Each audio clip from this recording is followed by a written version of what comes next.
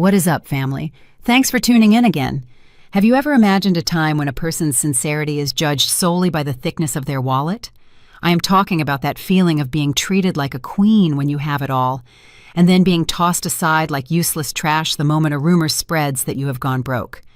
Today's story is precisely about Imani, who experienced exactly that. Her husband, along with her mother-in-law, declared their divorce in front of everyone with a satisfied smirk, simply because they believed Imani's family was bankrupt. But there was a massive secret they did not know. Right at the moment the divorce was declared, Imani became the person holding all their professional destinies in her hands. Aren't you curious to know how this exciting twist of fate unfolded? Before we dive into the story, do not forget to hit the like button, subscribe to our channel, and turn on notifications so you never miss another fascinating tale.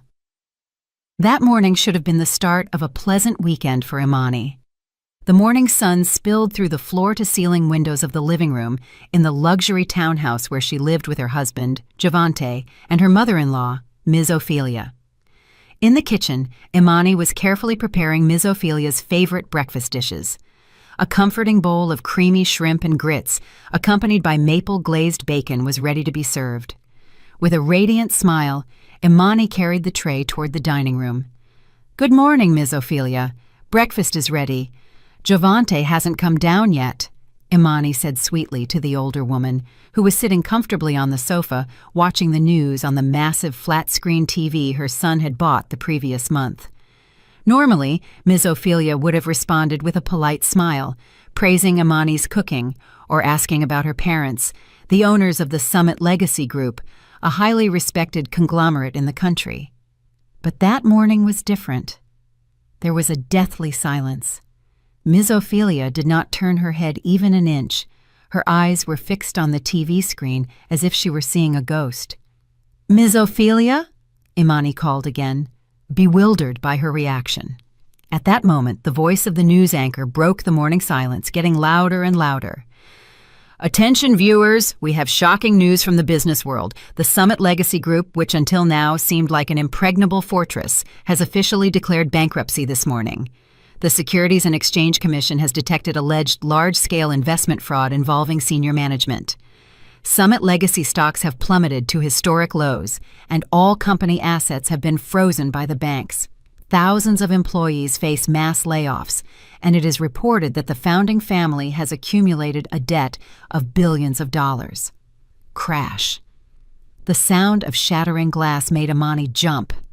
Ms. Ophelia had thrown the tea mug that was on the table onto the floor. Porcelain shards scattered at Imani's feet. The middle-aged woman's face was red with anger, and she was breathing heavily, trying to contain the fury overflowing within her. "Imani!" Ms. Ophelia screamed, with a shrill voice Imani had never heard before. "What is the meaning of this? Explain it to me. Fraud, bankruptcy, ruin?" Imani looked at the TV screen, trying to appear as pale as possible. Inside, she knew this was part of her father's strategy to purge the company of corrupt executives, a secret plan that no one, not even her husband, was supposed to know. But to hide the truth, she had to pretend to be in shock. I don't know, Ms. Ophelia. Yesterday my father told me everything was fine," Imani stammered, trying to touch her mother-in-law's arm to calm her down. "Don't touch me!" Ms. Ophelia brusquely swatted Imani's hand away. She looked at her daughter-in-law with disgust, as if she were dirt stuck to her shoe. "Do you think I am an idiot? The news says assets are frozen. Billions of dollars in debt means your parents are now beggars. Do you know what that means for Javante? Your husband's career could be ruined because of a scammer father-in-law." In the height of the commotion, Javante came down yawning from the upstairs floor. Just waking up, he was surprised to see the broken glass on the floor and his mother standing over Imani with her hands on her hips. "What's going on, Mama? Why all this noise so early? The neighbors are going to hear us," Javante asked with a sleepy voice. Ms. Ophelia immediately ran to her son and grabbed him dramatically by the shoulders. "Javante, you have to see the news. Your wife's family are scammers. The Summit Legacy Group has gone under. They are completely ruined. They have debts of billions, and the feds are looking for them." Javante's eyes went wide. The sleep vanished in an instant. He looked at Imani with disbelief and then shifted his gaze to the TV, which was still showing headlines about the fall of the Summit Legacy Group. "Imani, is this true?" Javante's voice trembled, not with sadness, but with panic. All this time, Javante had always felt secure and proud to be married to a tycoon's daughter. He often bragged at the office that his position was secure thanks to his father-in-law's connections. Imani lowered her head, fidgeting with the hem of her simple house dress. "I haven't been able to contact my father yet, baby, but it looks like the news is true." Javante ran a hand roughly down his face, let out a huff of frustration, and then looked at Imani with a coldness that froze her blood. "Damn it. With this, my promotion plan for next month goes down the drain. The director is going to think twice before promoting the son-in-law of a crook." "Baby, how can you say that? We don't know the truth yet, and besides, this is a misfortune for our family." Imani tried to defend herself, hoping for a minimum of moral support from her husband, but that hope was in vain. Ms. Ophelia interrupted Imani immediately with sarcasm. "Misfortune? This is an embarrassment. Javante, listen to me good. From now on, don't be too nice to her. The money you were giving her for her expenses? Cut it off. Who knows if her family will come asking us to pay their debts? We cannot let them drag us into their ruin." "Mama is right." Javante nodded quickly, without hesitating for a second. He looked at Imani harshly. "Imani, starting today, give me back the additional credit card I gave you. I'm going to cancel all of them. We have to save money. I don't want to get wrapped up in your family's mess." Imani's heart sank. Barely 5 minutes after the news, the true faces of her husband and mother-in-law had come to light. All their kindness and affection were reduced to the balance of her father's bank account. When those figures disappeared, so did the respect for her. "But baby, that is the money I use for the house expenses," Imani murmured. "Shut up," Ms. Ophelia shouted. "You still have the nerve to talk back? Know your place, Imani. Now you are nothing more than the daughter of a bankrupt family living for free in my son's house. You should be grateful Javante doesn't kick you out to the streets right now. Now clean up this glass. I don't want Javante to hurt his foot because of your carelessness." Javante did not defend his wife. Instead, he turned around, sat on the sofa, and massaged his temples as if he were the biggest victim of the situation. "Clean it up fast, Imani. This mess is giving me a headache. I don't even have an appetite for breakfast anymore." Fighting back tears with great difficulty, Imani crouched down and, with trembling hands, picked up the pieces of glass one by one. The pain of the wound in her heart was much sharper than the edge of the glass that could cut her fingers. Behind her back, she heard Ms. Ophelia whispering to Javante, "Javante, thank goodness you didn't buy that new car yet. Save that money. Who knows if she'll ask you for money soon to pay for her father's lawyers. Not a dime for them. Understood?" "Yeah, Mama, I ain't stupid. I'll call my lawyer later to ask about separating assets, just in case some lien comes our way," Javante replied coldly. Imani squeezed a piece of glass in her palm until she made a small cut. A drop of blood welled up, but the pain helped her focus. "All right, Javante.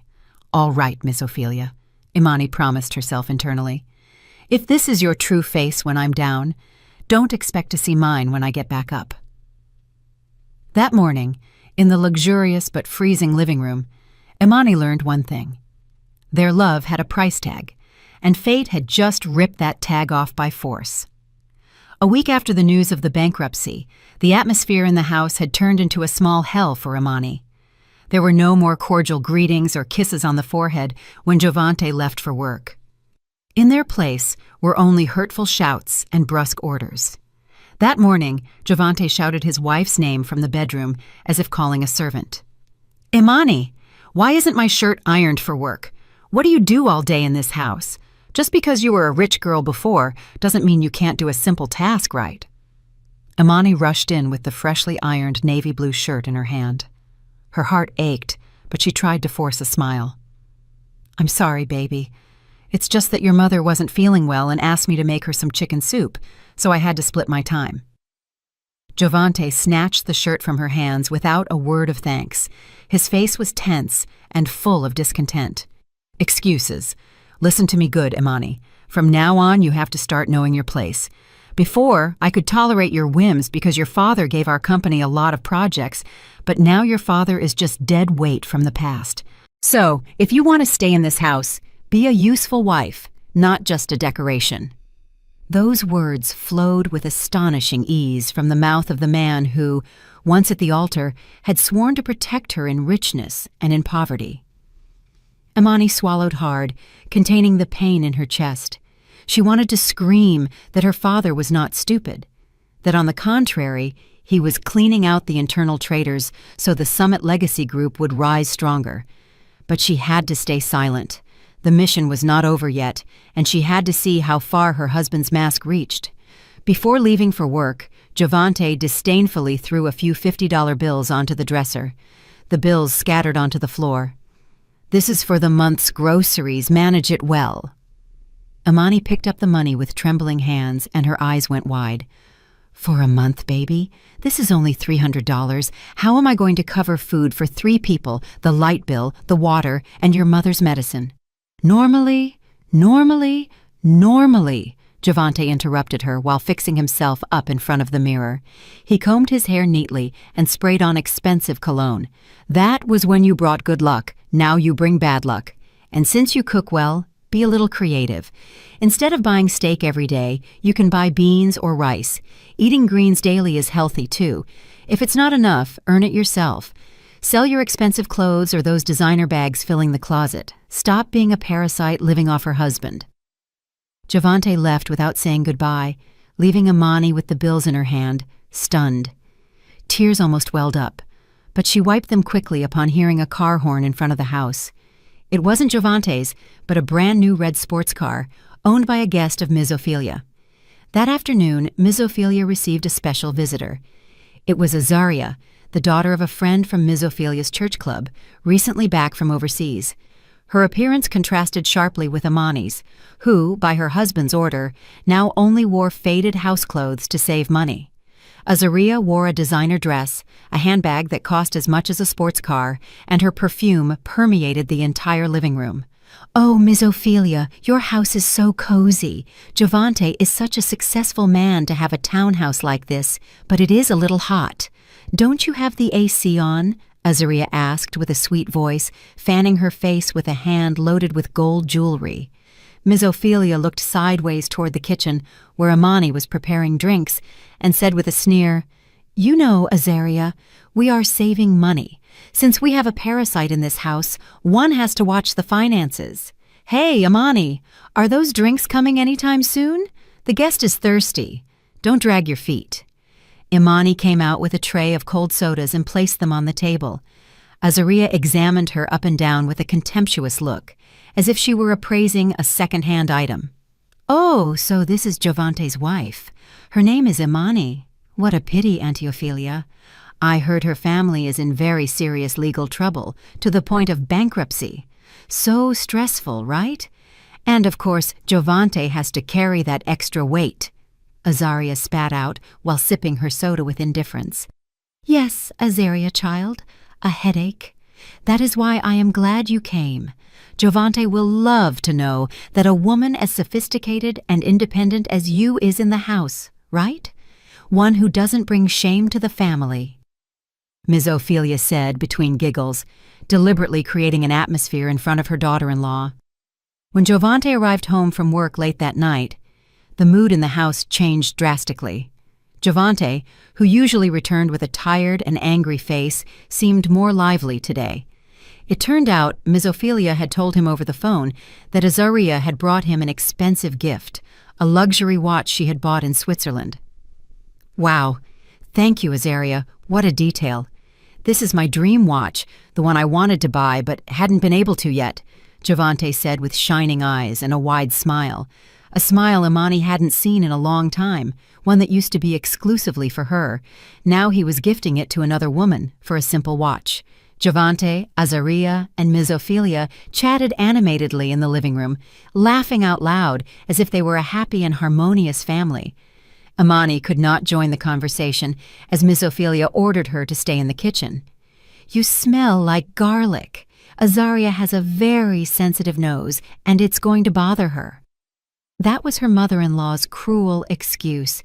While clearing the table after dinner, Imani had to eat only the leftovers, since Jovante and Azaria had finished the main dish of grilled shrimp. It was then that she saw Jovante's phone on the small table next to the TV.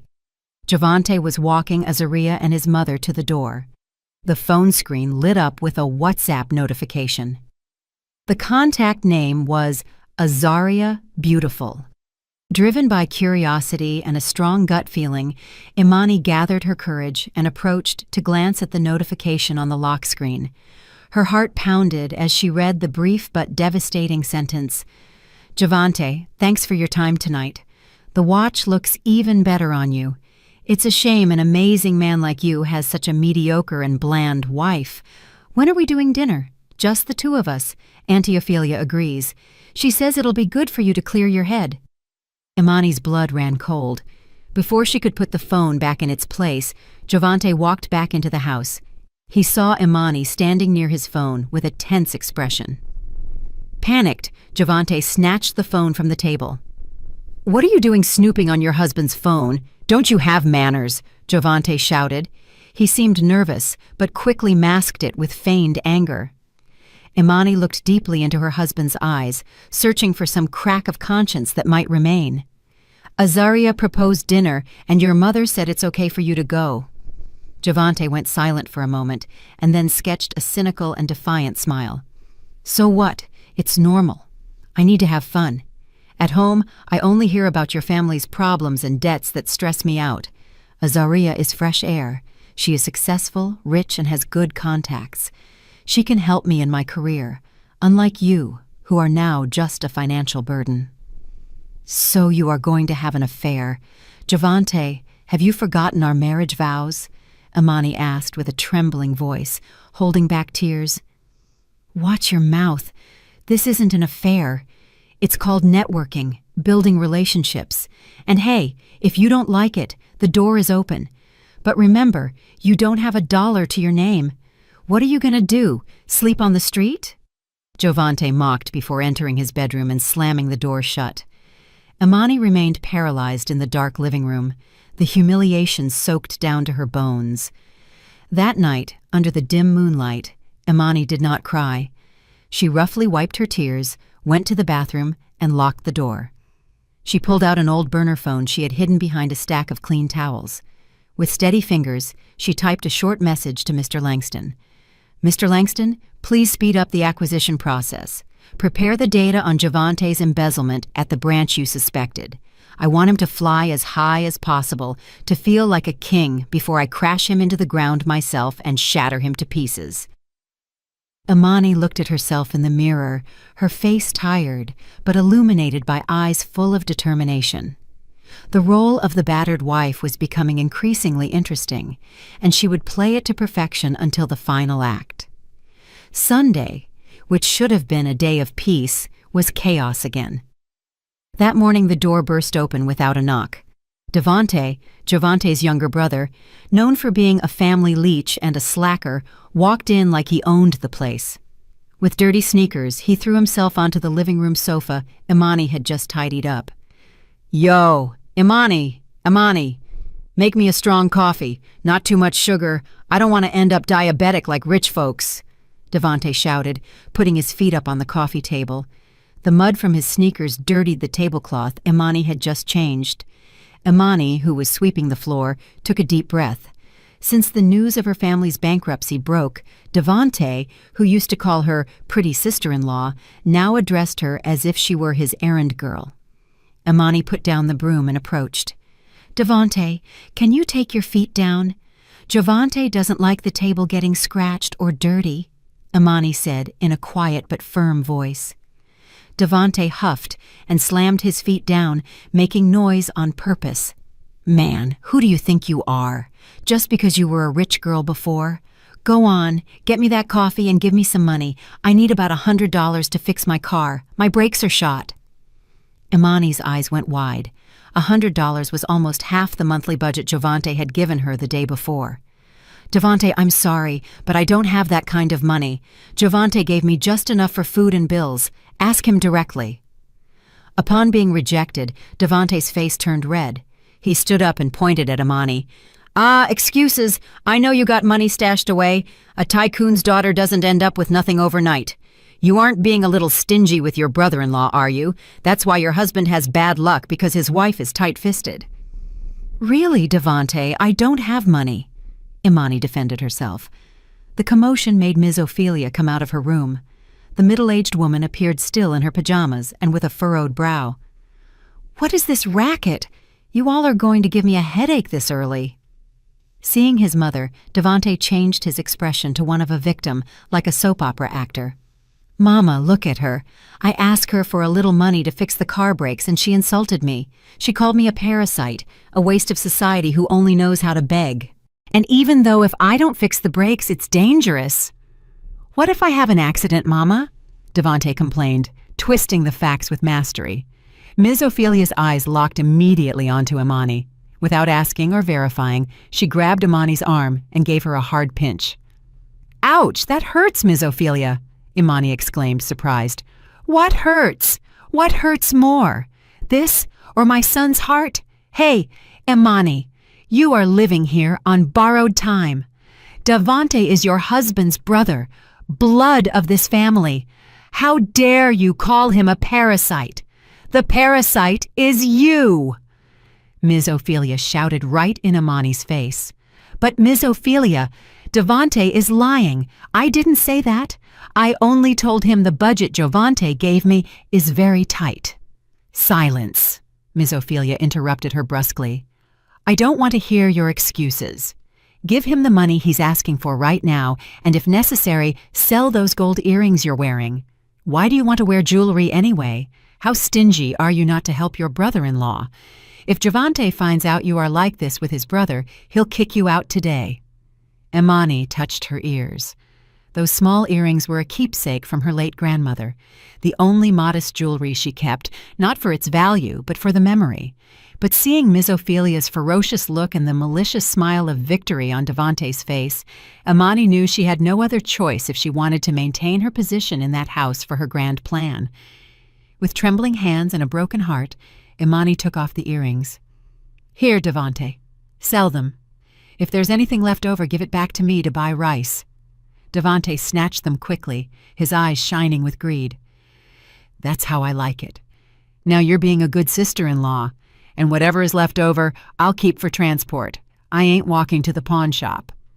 Devant left without saying thank you, tossing the earrings in the air and whistling happily. Ms. Ophelia looked at Imani with a sneer and spat discreetly on the floor. Useless. Clean this floor and make something good to eat. Devante will be hungry when he gets back. Ms. Ophelia went back to her room and slammed the door. Imani stood alone in the empty living room. A tear rolled down her cheek, but she wiped it immediately. She could not afford to be weak. She reached into the pocket of her house clothes for her burner phone and slipped away to the quiet back porch behind the house where no one could see her. She quickly dialed Mr. Langston's number. "Talk to me, Mr. Langston," Imani whispered. Her voice was cold and sharp, very different from the submissive tone she showed her mother-in-law. "Yes, Madam President, I await your orders." Mr. Langston's deep voice was heard on the other end. "Mr. Langston, prepare a full report on Devante's online gambling debts. I also need his criminal record, including the fraud incident with a friend's motorcycle that Devante covered up with company money last year. Gather all the evidence." "I have it already, madam. The documents are in my personal safe. Devante's external debts amount to $50,000, and 3 loan sharks are looking for him. Do you want me to give them Ms. Ophelia's home address right now?" Mr. Langston asked. Imani sketched a slight smile, a smile tinged with danger. "Not now, Mr. Langston. Have patience. Let him enjoy the money from my grandmother's earrings. I want to see his face when he realizes this stingy sister-in-law holds the key to his jail cell. Focus on the stock acquisition. What percentage are we missing?" "We have 5% left from minority shareholders, madam. By tomorrow morning, the operation will be closed. Summit Legacy Group will officially become the majority shareholder of Global Solutions, Inc." Excellent. Make it flawless, Mr. Langston. Imani hung up. She looked at the sky that was starting to cloud over. Inside that house, they treated her like trash, but outside, she was weaving a giant web to catch everyone who had hurt her. Imani went back inside the house, grabbed the broom, and continued her Cinderella role, waiting for the right moment to transform back into a queen. That day was the most awaited for Ms. Ophelia, but a nightmare for Imani. Since dawn, the house was a hive of activity. Ms. Ophelia had decided to organize her monthly brunch with her social circle. Normally, she would have hired a catering service and 2 maids to handle everything, but this time, under the excuse of feigned saving, the entire burden fell on Imani's shoulders. Imani, don't let the stew burn, and mop the living room floor again. I saw some dust in a corner. What an embarrassment if my friend saw it, Ms. Ophelia shouted from the living room.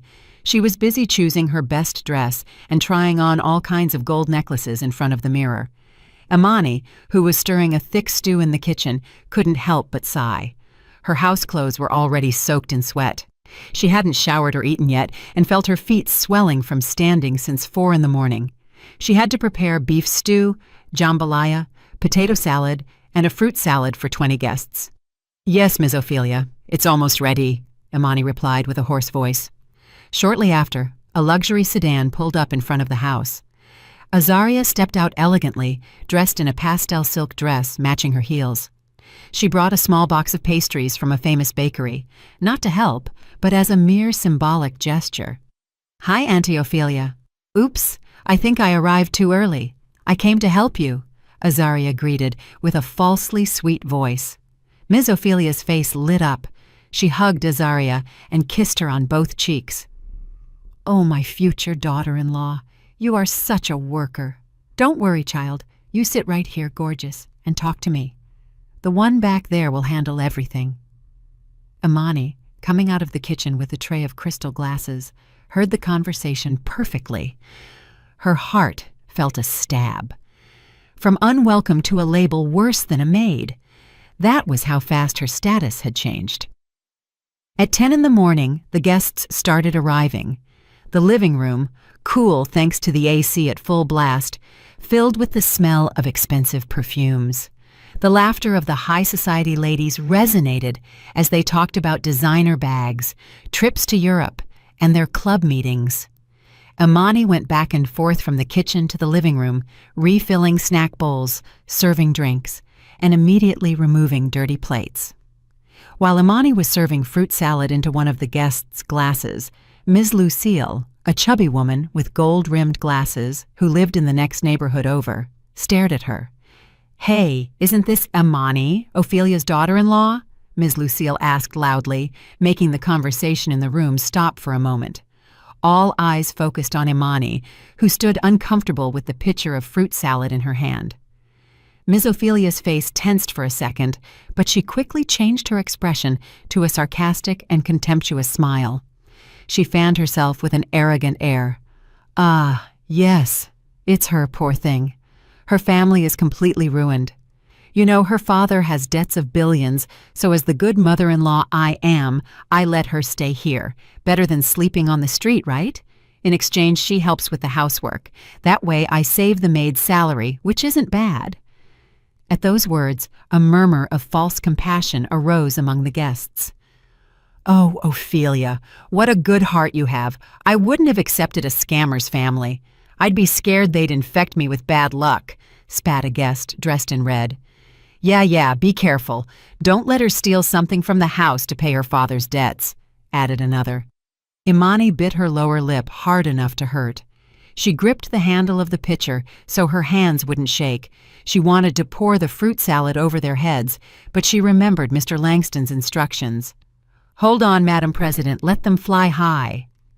In the middle of the situation, Azaria stood up suddenly and affectionately took Ms. Ophelia's arm. She smiled kindly at the guests as if she were the true hostess of the house.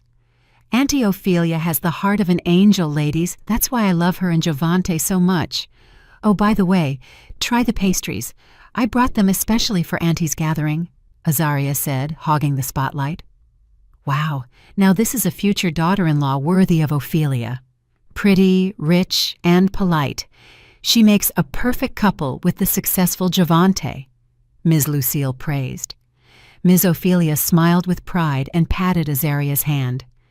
We pray it will be so, friends. One must look for the best, not what looks like gold and then turns out to be tin. The hint was clearly directed at Imani.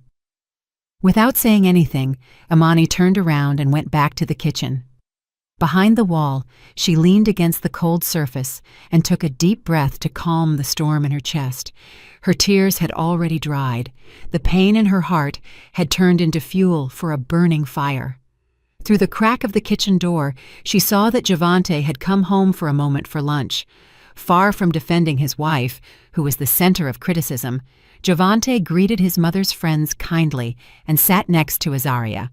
They laughed together with complicity, as if Imani did not exist in this world. Imani, where is the stew? The guests want to eat. Don't drag your feet. Ms. Ophelia's shout from the living room interrupted Imani's thoughts.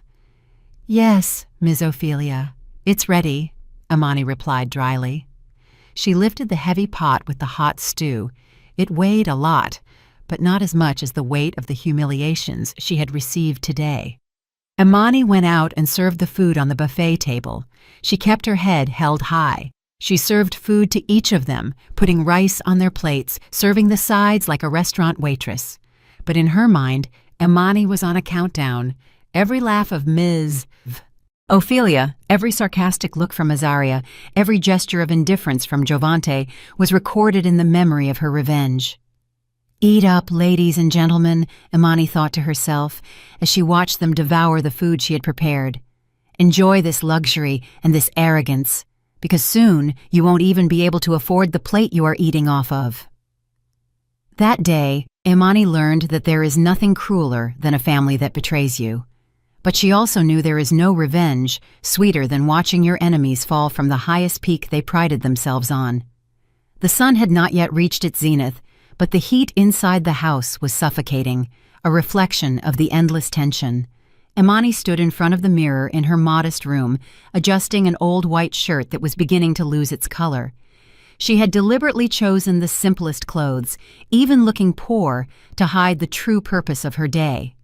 She wore her hair tied back carelessly and a thin layer of powder to hide the dark circles from lack of sleep. When she grabbed her old canvas tote bag and left the room, Javante's voice reached her from the living room. Her husband was calmly reading the financial newspaper with a cup of coffee on the side. "Where are you going? Wandering around since morning and the housework still isn't done?" Javante asked, without taking his eyes off the paper. Imani stopped for a moment, breathing deeply, so her voice sounded convincing. "I'm going out for a moment, baby, to see an old friend, to see if someone can lend me some money for this month's expenses. The money you gave me went almost entirely to your mother's lunch preparations." Hearing the words borrow money, Javante folded the newspaper sharply. He looked at Imani with sharp, threatening eyes. His handsome face contracted with fear of embarrassment. "Listen to me good, Imani. Don't embarrass me," Javante snapped, standing up and approaching his wife. His index finger pointed right in front of Imani's nose. "If you even think about going to beg from my coworkers or my partners, don't you dare mention my name. If they ask, say it's a personal matter of yours. I don't want my brilliant career tarnished by a begging wife."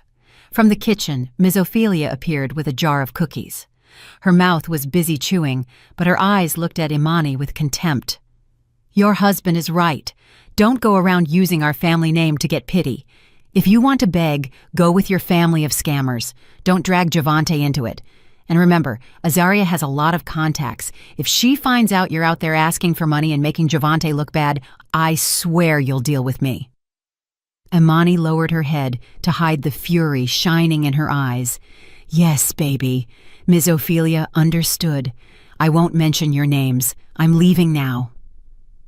Without waiting for more of a response, Imani hurried out of the house. The scorching sun burning her skin was not as hot as the burning in her heart, hearing the words of the man who was supposed to protect her. But as soon as she left the residential complex, Imani's steps became firmer. She walked a considerable distance to a convenience store on the main street. In a somewhat secluded parking lot next to the store building, a black luxury sedan with tinted windows waited. It wasn't a taxi, but a high-level executive vehicle from the Summit Legacy Group.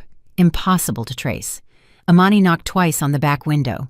The door opened automatically. The cool air conditioning brushed her face, in contrast to the street dust. Inside, Mr. Langston, impeccably dressed in a suit, was sitting with a laptop and a stack of red folders on his knees. "Good morning, Madam Imani," Mr. Langston greeted with a slight bow, even while seated. "Get in, please."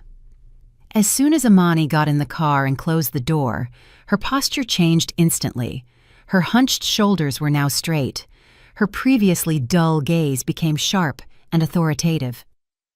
"What is the status of the situation, Mr. Langston?" Imani asked bluntly. Her voice was firm and dignified. Mr. Langston handed her a tablet. "As you ordered, the acquisition process of Global Solutions, Inc. shares through our shell company has reached 95%. With your signature on this document, the acquisition will be legally complete.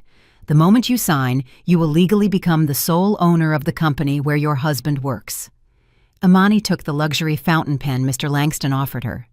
She stared at the documents for a moment.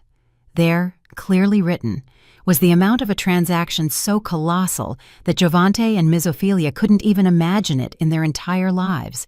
With a quick and decisive movement, Imani signed. "Done." "When is the official announcement?" Imani asked. "Is it scheduled to coincide with the shareholders' meeting next week? However, I have additional information that might interest you, madam," Mr. Langston said, opening another red folder. "What is it about?" "Our audit team has found suspicious fund flow in the marketing department, led by Mr. Jovante. There was an inflation of the promotion budget by $200,000 last month. Those funds were transferred to a third-party account in the name of a certain Azaria." Imani's eyes narrowed, and her jaw tensed. "So the money he used to gift her a luxury watch and entertain my mother-in-law was embezzled money he gave to Azaria to launder." "Correct, madam. We have the evidence. If you wish, we can report him to the police right now for embezzlement." Imani smiled coldly, a terrible smile. "Not now, Mr. Langston. That would be too easy. Keep that proof as an ace up the sleeve. Let him believe he is the best. Let him believe Azaria is a rich savior goddess. I want to see his face when he realizes the woman he prided himself on was actually the recipient of his own stolen money." The meeting was brief but productive. After plotting the next strategy, Imani got out of the luxury sedan. She walked back home with her old tote bag as if nothing had happened. When she arrived home, it was already late, and Jovante was sitting on the terrace smoking a cigarette. Seeing Imani return empty-handed and looking tired, he mocked her. "How did it go? Did you get the money? Seeing your empty bag, looks like nobody lent to you." "Who's going to trust the daughter of a crook?" Jovante said with a sneer, blowing cigarette smoke in her face. Imani stopped in front of her husband, looking at him with an indecipherable expression. "I didn't get it, baby. My friends are having a hard time, too." "Useless," Jovante spat. "Go inside and run a bath for my mother. My head hurts more just seeing your face." Imani went in without replying. In her mind, she whispered a promise. "Enjoy your cigarette and your insults this afternoon, Jovante, because soon you will be begging at my feet to let you breathe in peace." That afternoon passed as usual in Jovante's family home, full of orders and insults. But they didn't know the servant they were humiliating had just bought their future with a single signature. The atmosphere at dinner that night was even colder than usual. The only sound filling the silence was spoons hitting plates. Finally, Ms. Ophelia dropped her spoon brusquely onto the table. She looked hatefully at Imani, who was removing the chicken bones left on Jovante's plate. "Jovante, how long are we going to have to live like this, saving pennies?" Ms. Ophelia asked suddenly. Her voice was sharp and piercing. Jovante, who was chewing the last bite, stopped. He swallowed with difficulty. "What do you mean, Mama? I'm working hard." "No matter how much you work, it's useless if in this house there is a parasite eating up the assets," Ms. Ophelia said, pointing at Imani with her chin. Imani, stacking dirty dishes, said nothing. Her heart burned, but her hands kept working. Ms. Ophelia turned her chair to face Giovante directly. Her face was serious. There were no more beatings around the bush. "Listen to me good. Today, Azaria called me. She says her father is looking for a partner for a new real estate project in Martha's Vineyard. It is a multi-billion-dollar project, Giovante, and Azaria said she could recommend you to be the director of that project. But," Ms. Ophelia paused to leave Giovante on edge. "But what, Mama?" Giovante asked with enthusiasm. A billion-dollar project meant a huge commission, a shortcut to living luxuriously like before again. "With the condition that your civil status is clear," Devante said suddenly, playing with a toothpick. "What she means is that Sister Azaria doesn't date married men. She wants something secure. If you stay tied to this one to Amani, that project will go to someone else." Giovante went silent. He looked sideways at Amani, who was now back turned to them at the sink. The back he had once hugged now seemed so fragile and pathetic. There was no benefit left to squeeze out of Amani. "But Mama, if I divorce now, what will people at the company say? That I abandoned her just when my father-in-law went broke? They'll label me a traitor husband." Giovante hesitated. Not for love, but for his image. He feared his reputation would be stained. Ms. Ophelia let out a loud laugh, got up from the chair, approached Giovante, and grabbed him tightly by the shoulders. "Forget the gossip, Giovante. The people at the company don't feed you. They don't pay your car note. The only thing that can save us is money, and that money isn't with this pauper. Azaria has it." Ms. Ophelia pointed at Amani's back again. "What can she give you? Only debts and shame. Azaria promised me that if you marry her, she will give Devante $100,000 capital to open a shop, and she will buy me a new commercial space to start a catering business. Are you going to sacrifice your mother and brother's future out of pity for her?"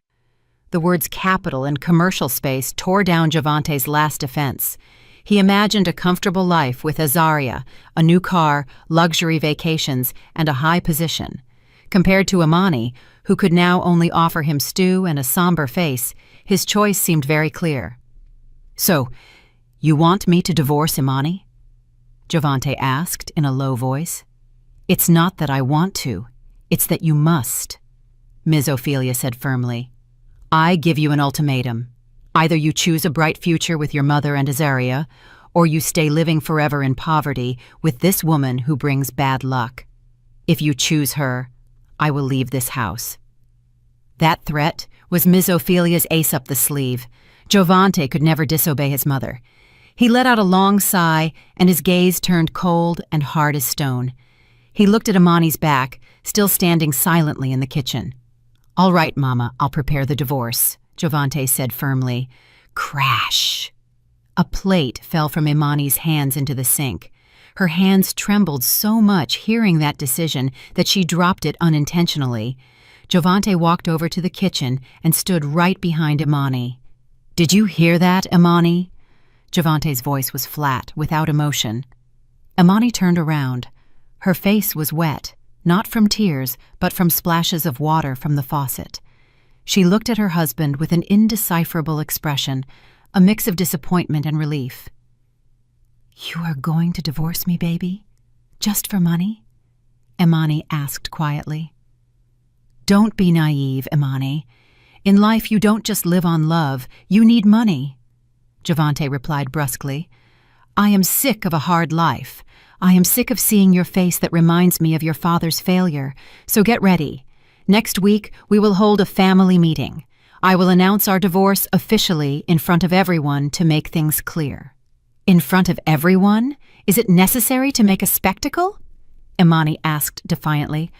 "Of course it is," Ms. Ophelia shouted from the table.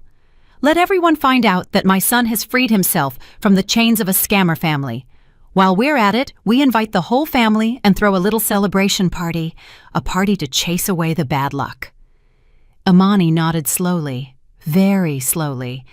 She did not throw herself at Giovante's feet, begging like Ms. Ophelia expected. Her calm attitude even unsettled Giovante a little, but he dismissed that feeling. "All right, if that is what you all want," Imani said, Do what makes you happy. Invite everyone, and invite Azaria too, if you want her to see with her own eyes how you treat someone who no longer serves you." "Oh, of course Azaria will come. She is the guest of honor," Devante said with a mocking smile. That night, the decision was made. The sentence was handed down. Imani went into the small guest room where she had been banished to sleep for the last week. She sat on the edge of the thin mattress and grabbed her phone. She sent a single message to Mr. Langston. "They have chosen open war. Javante will announce the divorce next week in front of the whole family. Make sure my appointment as CEO is ready for the same day. And one more thing, Mr. Langston. Prepare a special gift for Ms. Ophelia. A foreclosure notice from the bank, since the deed to this house was secretly mortgaged a long time ago by Javante to pay online gambling debts." Imani put down the phone. A slight smile drew on her lips. Next week would be her final performance stage and the stage of her own coronation. Ms. Ophelia's ultimatum was nothing more than the detonator of a time bomb Imani had meticulously installed. Finally, the day Ms. Ophelia had been waiting for arrived. Since dawn, the townhouse transformed into a bustling party hall. Gold and silver balloons decorated the corners, and a red carpet stretched from the door to the entrance to keep up appearances and show the family they could still afford it despite her daughter-in-law's family bankruptcy. Ms. Ophelia had dared to spend her last savings on expensive catering. She didn't want Imani cooking today. She wanted her daughter-in-law to suffer in another way. Imani came out of her room wearing a simple navy blue dress she had owned for a long time. She wore no jewelry on her body, only light makeup on her face, but that simplicity emanated an aura of strange calm, as if she were not a victim about to be sacrificed, but a spectator ready to witness a circus show. As soon as she entered the living room, Ms. Ophelia intercepted her with an irritated, evaluative look. The middle-aged woman was decked out in a flashy party dress and a high hairdo. "Where are you going in those raggedy clothes?" Ms. Ophelia snapped with hands on her hips. "The guests will think we hired a new maid. Go inside and put on the catering staff uniform. Match your situation." Imani looked at her mother-in-law expressionlessly. "This is the best dress I have, Ms. Ophelia. You made me sell my good clothes last week to pay for Devante's cigarettes." Ms. Ophelia huffed. She didn't want to argue anymore because the doorbell rang. "Fine, but remember one thing. Don't you dare sit on the main sofa or mix with the guests of honor. Your place is in the back near the kitchen. Your mission today is to make sure guests' glasses aren't empty and immediately clear dirty plates. Don't embarrass Javante in front of his aunts and uncles." The family cars started arriving one after another. The not very spacious parking lot of the house filled quickly. Javante's gossiping aunts and arrogant uncles got out of the cars. The atmosphere became boisterous in an instant. As soon as they entered, their gazes went to Imani, who was standing like she was frozen near the kitchen door. The whispers of the relatives, deliberately not quiet enough for Imani not to hear, began to be heard. "Hey, isn't that Imani, Javante's wife?" whispered Javante's aunt, Ms. Ophelia's sister, famous for her sharp tongue. "Yeah, it's her, poor thing. Look at those clothes, so tacky. Before, when her father was on top, she was so arrogant. Carried bags worth thousands, and now, look, she looks like a beggar." Javante's cousin chuckled. "Why does Javante keep her in the house? If it were me, I would have kicked her out yesterday. She just depresses the mood," added another. Imani heard it all. Every word was like a sharp blade cutting her last shred of pride, but she remained upright, responding to their looks with a polite but cold smile. She knew the real show was about to begin. The climax of the commotion arrived when a white sports car pulled up in front of the door. Azaria stepped out elegantly like a movie star. She wore a deep red dress that enhanced her figure with sunglasses on her head. In her hands, she carried several shopping bags with famous brand names. "Hi, Auntie Ophelia. Hi, Javante," Azaria greeted with the sweetest and loudest voice possible. Javante, who had been busy greeting his uncles, ran quickly to receive Azaria. His face lit up, in contrast to the face he had made seeing Imani in the morning. "Hi, Azaria. Wow, you look beautiful today." Jovante took Azaria's hand without hesitation and led her inside the house in front of everyone, even his legal wife. Jovante's family immediately swarmed around Azaria. They rushed to shake her hand as if she were a savior goddess fallen from the sky. "Wow, looks like this is Jovante's new girlfriend. Pretty, elegant, and smells wonderful. Not like the one in the corner," said the aunt with a sneer, looking sideways at Imani. Azaria feigned shyness and smiled falsely. "Oh, Auntie, please, I'm just a good friend. Oh, by the way, I brought some small gifts for the uncles and aunts. There's silk fabric for suits and also watches." In an instant, the living room erupted in cheers. They were busy opening Azaria's gifts and praising her kindness to the heavens. Meanwhile, Devante approached Imani with an empty orange juice glass in his hand. "Yo, Imani, what are you doing standing there like a statue? Come on, refill my glass and bring something fresh to Sister Azaria, too. Quick, don't stall," Devante ordered brusquely, shoving the dirty glass against Imani's chest. Imani took the glass, walked slowly to the buffet table, poured the juice, and took it to Azaria, who was sitting like a queen between Jovante and Miss Ophelia. "Here's your drink, Miss Azaria," Imani said dryly, placing the glass on the table. Azaria looked at Imani with an expression of very contemptuous pity. "Oh, thanks, Imani. Sorry to bother you. You could have stayed seated. Oh, wait, if you were pregnant, you'd get tired. Ah, it's true you haven't even gotten pregnant. Are you barren, or is it the stress of your father's debts?" Laughter erupted in the room. Miss Ophelia laughed the hardest, slapping Azaria on the thigh. "Ha ha, you are too much, Azaria, but you're right. Good thing Jovante didn't have kids with her. Otherwise, I don't even want to imagine my grandchild carrying scammer blood." Jovante laughed too. There was slight discomfort on his face, seeing Imani humiliated that way, but the temptation of Azaria's appearance and wealth outweighed his conscience. All right, Imani. Go to the back. Don't spoil the view." Imani nodded. She didn't defend herself. She turned around and retreated to the corner near the kitchen door. From there, she watched from the shadows the greedy faces celebrating a party over her suffering. She reached into her dress pocket. The phone vibrated once. A message had arrived from Mr. Langston. "All teams are in position, waiting for your order to enter, Madam Imani." Imani didn't reply, just looked at the wall clock. Not long now. Let them laugh 5 more minutes. Let them feel victorious. The higher they flew in their arrogance, the more their bones would shatter when they fell. Ophelia stood up and tapped a glass with a spoon to get attention. The atmosphere silenced instantly. "Ladies and gentlemen and dear family," Ms. Ophelia exclaimed loudly with a radiant face, "thank you for coming. Today is a special day for our family.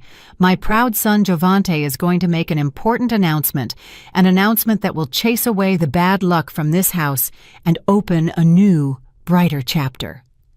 All eyes turned now to Jovante, who stood up slowly, adjusted his suit, and put on a serious face. He looked sideways at Azaria, who sent him a signal of encouragement, and then looked coldly at Imani, who was in a corner of the room. Imani took a deep breath.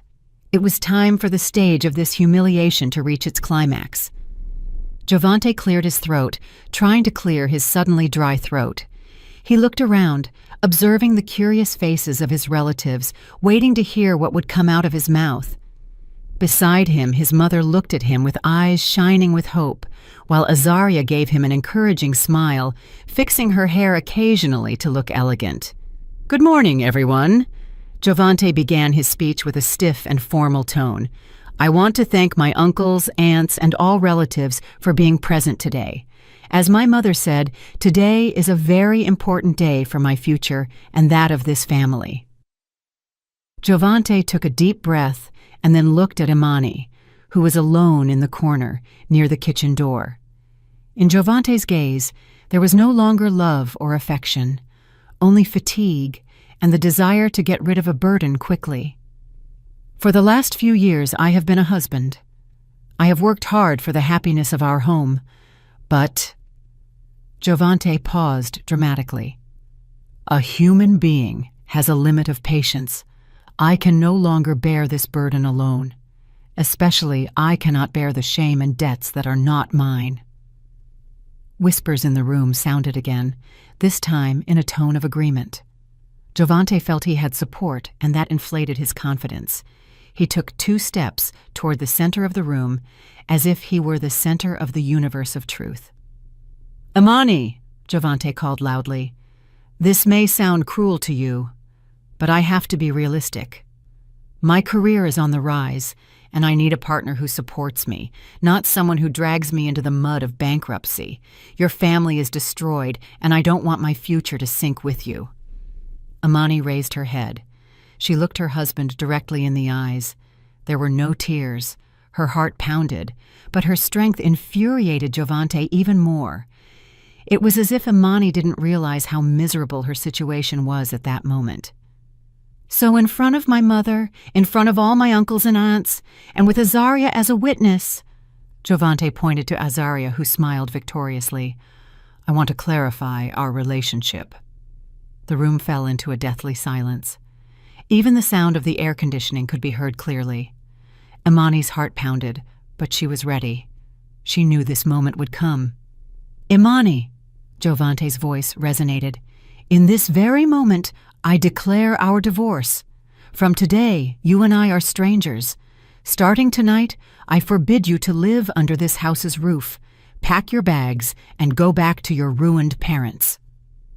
Those words resonated powerfully, breaking the sacred bond they had once sealed with an eternal promise. It was the final verdict. Giovante sighed with relief, as if he had just gotten rid of rotting trash he had been carrying for a long time. A moment of silence enveloped the room, which finally broke with shrill laughter. "Ha ha ha! Finally!" Miss Ophelia exclaimed, breaking the silence and clapping loudly. Her face turned red with joy. She got up and hugged Giovante tightly, and then Azaria. "A very wise decision, Giovante, very well done," Miss Ophelia exclaimed deliberately loudly, so Imani could hear well. "Anyway, that family is ruined. They aren't on our level anymore.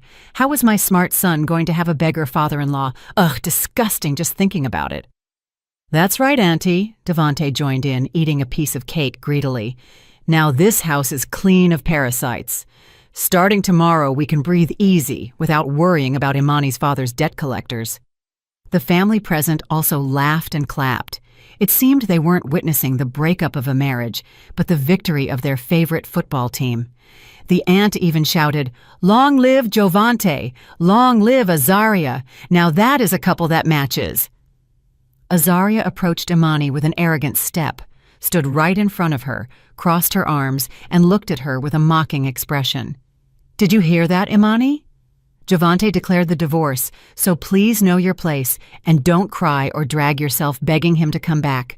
Giovante deserves a better woman on his own level, and that clearly isn't you," Azaria said, with a sarcastic smile. Imani looked at Azaria and then at Giovante and Miss Ophelia, who kept laughing in the center of the room. Strangely, Imani didn't feel sad. The pain she had felt over the last week disappeared suddenly, replaced by a cold and calculating calm. The declaration of divorce was not the end for her, but the key that freed her from the chains binding her to this parasitic family. "Thank you, Giovante," Imani said in a low voice, but with a clarity that was heard over the laughter beginning to fade. Everyone turned around, puzzled by Imani's reaction, which wasn't hysterical. "Thank you for freeing me," Imani continued with a mysterious and slight smile. "With this declaration of divorce, neither religiously nor legally do I have any obligation to you or your family anymore. I am free. I'm glad you came to your senses." "Grab your rags and get out once and for all," Miss Ophelia dismissed her, waving her hand as if shooing a fly.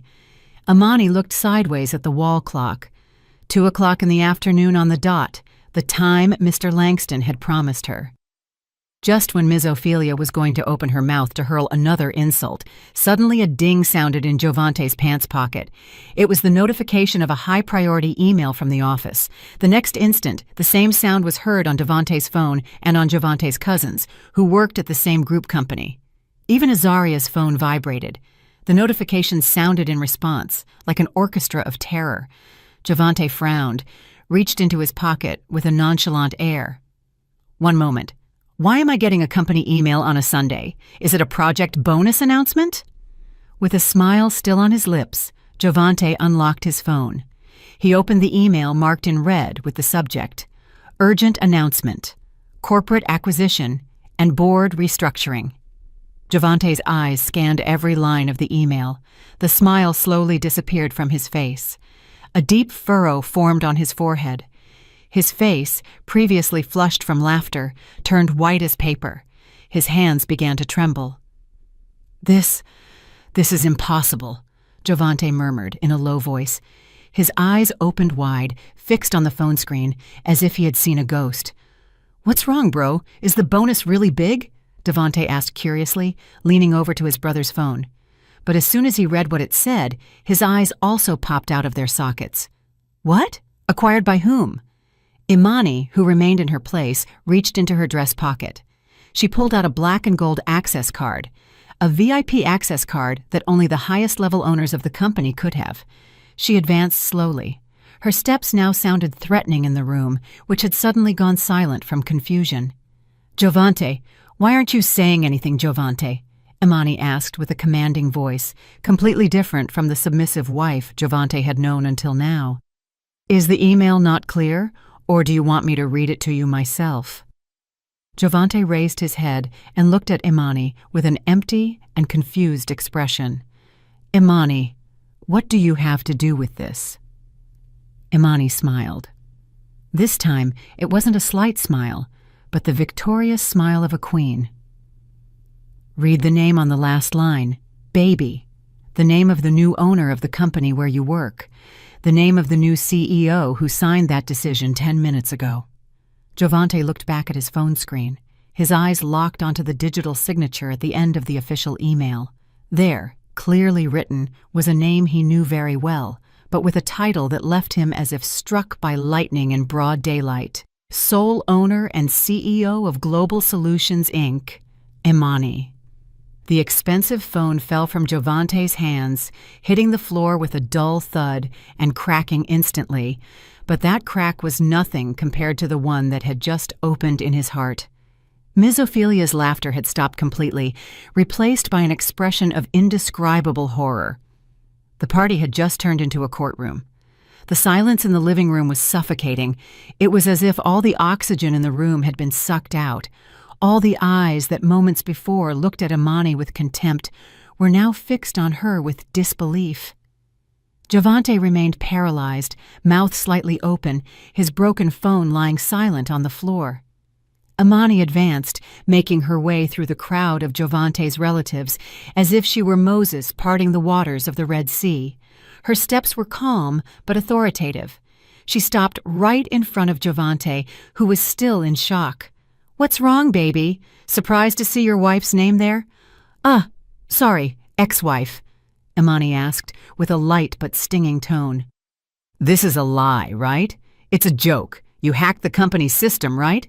Giovante shouted hysterically, denying the reality before his eyes. Cold sweat began to bead on his temples. Ms. Ophelia, just coming out of her stupor, intervened to defend her son. Hey, wake up, Imani. A pauper like you can't buy the company where Giovante works. That company is worth billions. Your father is in ruins. Stop fantasizing. Imani chuckled, a fresh but freezing laugh. She took out her own phone and pressed a button. The next instant, the main door opened wide. Mr. Langston entered, flanked by 4 burly security guards and 2 police officers. Good morning, Madam President, Mr. Langston greeted loudly, bowing respectfully to Imani. His voice resonated throughout the room, making it clear who held the true power there. Mr. Langston handed Imani a thick folder. Imani opened it and showed the contents to Giovante and Ms. Ophelia. It was an official notarial act, with seals and ministerial signatures, stipulating that the Summit Legacy Group had acquired 100% of Global Solutions, Inc. shares, and that Imani had been named the highest authority. That bankruptcy news? Imani smiled sideways. It was just bait. Bait to see who were friends, who were enemies, and who were traitors. My father leaked that rumor on purpose to lure out his business enemies. But it turns out we didn't just catch business enemies, but also hidden enemies inside my own home. Giovante's legs gave way. He slumped onto the sofa, looking at Imani with an absent expression. "So, all this time, you've been lying? Pretending to be poor?" "I wasn't pretending, baby. I was just enduring. I wanted to see how sincere your love was when I had nothing. And the result?" Imani looked around at the remains of the party and the terrified faces of the relatives. "It was a total zero. You all treated me like trash as soon as you thought I was finished." Azaria, who had turned pale, tried to slip away toward the back door, but 2 security guards blocked her instantly. "Where are you going, Miss Azaria?" Imani asked without turning. "The party isn't over yet. There's one more announcement." Imani looked at Mr. Langston. "Mr. Langston, please announce the results of the marketing department audit." Mr. Langston opened his tablet and read the data with a firm voice. "According to the results of the digital forensic audit conducted by our team, an embezzlement of $500,000 in promotion funds by Mr. Giovante has been discovered over the last 6 months. Those funds were diverted to a personal account in the name of Miss Azaria through the use of fake vendors." "What?" Ms. Ophelia screamed. Her eyes popped out of their sockets looking at Azaria.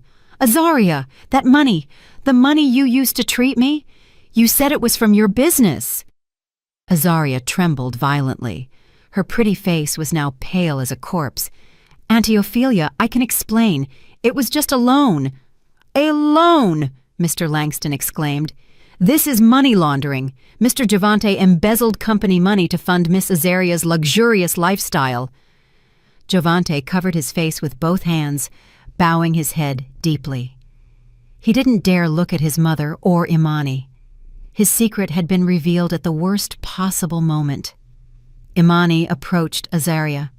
She looked at the watch the woman was wearing and the luxury bag she was holding. "This watch, this bag, all bought with my company's money, money that should have been the right of other employees that my husband stole for you." "Imani, please, Imani." Giovante finally spoke, crawling to Imani's feet. His arrogant voice had disappeared, replaced by a pitiful sob. "I was wrong. Please don't call the police. My career, my future." "Future?" Imani moved her foot away from Giovante, who tried to touch it. She took a step back as if Giovante were a plague. "You divorced your future 10 minutes ago, baby, remember? Touching was forbidden. You said it yourself." "I take it back. I was being emotional. I still love you, Imani, really," Giovante pleaded. Tears began to flow from his eyes. "Love?" Imani laughed bitterly. "Love with a price tag. No, I'm sorry, baby. That divorce declaration is sacred.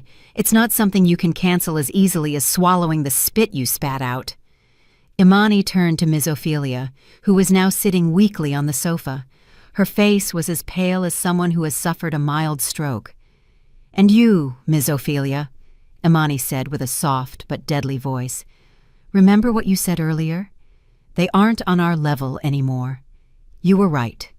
My level now is company owner, and your level is—" Imani signaled Mr. Langston. The man took out another red document. "A foreclosure notice from the bank. Ms. Ophelia," Mr. Langston said. "The deed to this house was mortgaged a year ago by Mr. Giovante to pay his brother Devante's online gambling debts. And since the installments haven't been paid for 6 months, the bank, which coincidentally is also a subsidiary of the Summit Legacy Group, is proceeding with official foreclosure today." "Devante!" Ms. Ophelia shouted, looking at her youngest son with terrified eyes. Devante, who previously demanded juice arrogantly, was now huddled in fear in a corner of the room, trying to hide behind a curtain. "I'm sorry, Mama. I just borrowed it for a moment," Devante murmured, trembling. Ms. Ophelia's world collapsed in an instant. Her favorite son was an embezzler, her youngest son a gambler. Her house was foreclosed, and the daughter-in-law she had humiliated was the person holding her fate. She felt a tightness in her chest and ran out of air. "So, this house isn't ours anymore?" Ms. Ophelia asked, stuttering. "No," Imani replied firmly. And according to company rules, since I fired Javante with dishonor today, you no longer have the right to stay in this company townhouse nor in your personal home, which is already foreclosed. You have to leave right now." "Imani, how can you do this to your mother-in-law?" Ms. Ophelia screamed hysterically. "I am an old woman. Where am I going to live? You are too cruel." Imani looked at her mother-in-law harshly. "Where was your conscience when you made me sleep in the guest room? You insulted my parents, treated me like a servant at your brunch, and laughed watching me get divorced. You reap what you sow." Imani turned around, not wanting to see those hypocritical faces anymore.